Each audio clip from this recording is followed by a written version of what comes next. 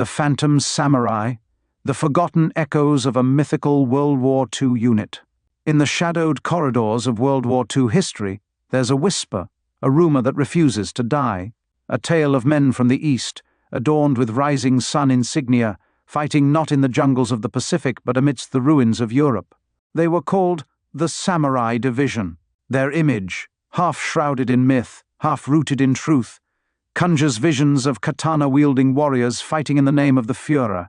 But what really lies behind this forgotten legend? The truth begins quietly, far from the battlefield. In Berlin, Japanese diplomats in crisp uniforms walked the marble halls of Nazi embassies. These were the soldiers in suits, generals and attachés sent to observe, to study, and to report. They were not warriors in the German ranks, but watchers in the storm. Japan and Germany, Axis brothers in arms, shared ideas, technology and intelligence, but not blood on the same battlefield.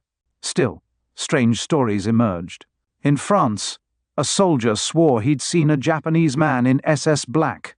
In the chaos of Normandy, Allied troops captured an Asian soldier in German uniform and called him a Japanese Nazi. The press ate it up.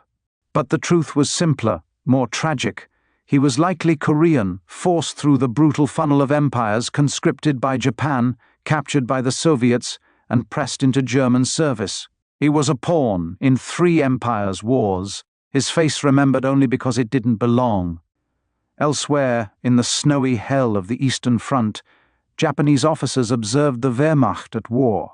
One wore a German uniform with a rising sun stitched on the sleeve, not to fight, but to learn. He wrote down the angles of attack, the sound of panzer engines, the rhythm of blitzkrieg.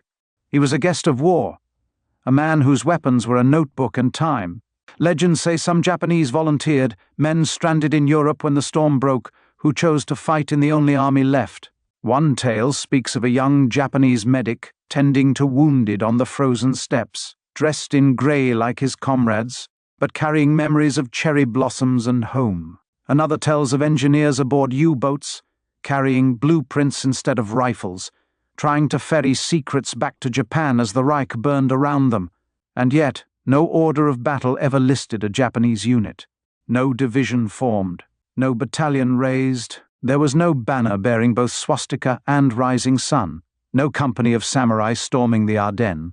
The Samurai Division never marched, not in truth. It lived in mistaken glimpses, in the imaginations of frightened men, and later in books and forums, games and whispers.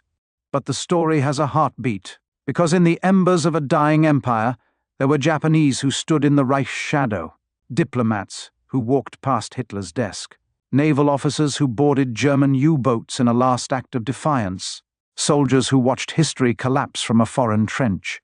Their stories were scattered like ash, quiet, strange, and forgotten.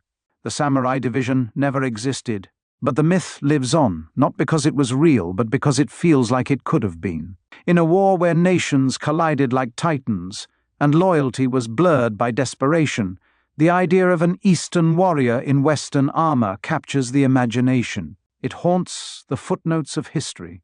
And maybe that's enough.